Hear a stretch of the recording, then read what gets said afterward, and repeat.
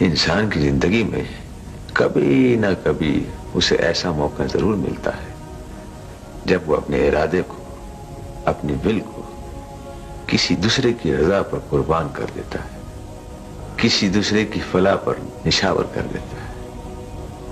लेकिन सर ये आसान काम तो नहीं। मैं कब कह रहा हूं कि ये आसान काम है,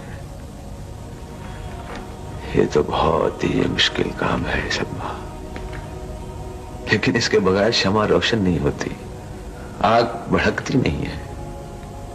मैं समझने की कोशिश कर रही हूँ सर।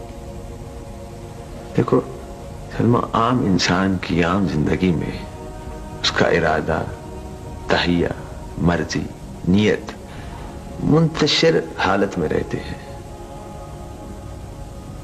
उसकी ख्वाहिशें फीकी फीकी और फैली फैली सी रहती हैं। लेकिन किसी वाकये के दौरान, जब किसी लम्हा कबूलियत के वक्त, जब किसी शदीद दबाव के मुहद्दब शीशे में से इरादे की रोशनी गुजरती है, तो वो रोशनी सारे वजूद को भड़का देती है। फिर इंसान अपनी जात के गिर्द घूमना बंद कर देता है और फिर किसी बड़े ऑर्बिट का मुसाफिर बन जाता है, किसी और मदार में गर्दिश करने लगता है।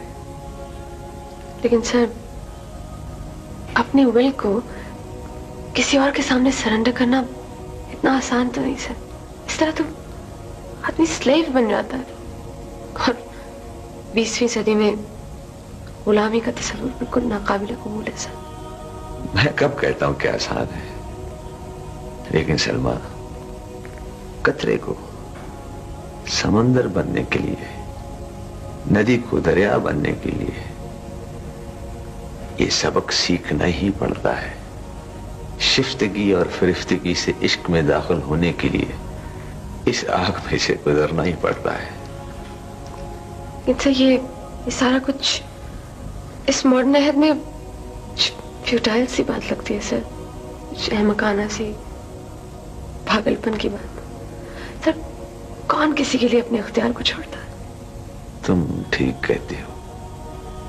आम इंसान के लिए आम हालात में, आम मौसमों में, आम तजुर्बात से गुजरते हुए यह अहमकाना सी बात है।